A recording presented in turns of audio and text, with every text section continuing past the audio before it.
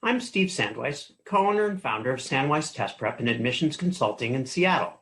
I'm here to offer a very brief guide to recent developments in standardized testing and their likely impact on the college admissions process.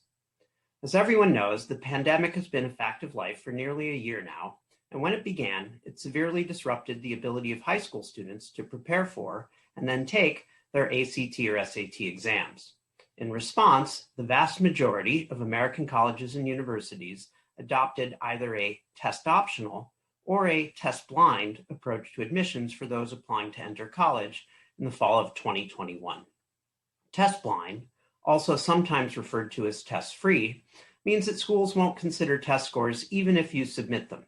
For example, the entire University of California system, as a result of a judicial decision in a controversial lawsuit, will no longer even look at test scores submitted by any applicant.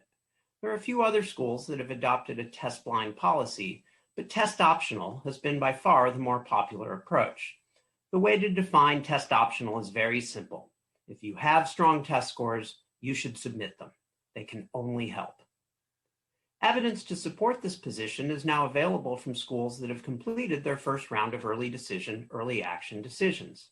At the more selective schools, roughly 80% of those granted early admission submitted test scores as part of their applications, suggesting that admissions officers appreciated having a well-known and reliable data point to evaluate at a time when COVID has made it difficult for students to play sports or engage in other extracurricular activities that are usually important components of an application.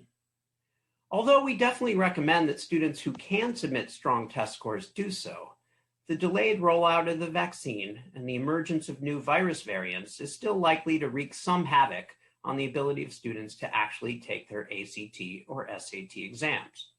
Certainly, the number of canceled test sites here in the state of Washington has gone down, but it's still quite difficult to take an exam in the Seattle metropolitan region. We've been recommending that students register for an exam in a more rural location that has lower numbers of COVID cases. And this is probably going to be the situation until late spring or early summer, when more schools have opened and have done so safely.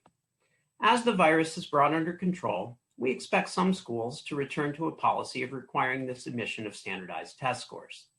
It's likely, however, that a number of U.S. colleges and universities will remain test optional for current juniors, who will start filling out their applications at the end of this summer. As mentioned, test optional means you definitely should submit scores if you can obtain strong scores, and we can certainly help with that. We offer diagnostic tests for both the SAT and the ACT to help students determine which test is best suited for them. The diagnostics can be taken safely at home, and we will email you the exam and instructions. You can register for a diagnostic at our website, sandweisstestprep.com. The cost is $40 total for both diagnostics, and we will have the results and our recommendations back to you within about a week or so.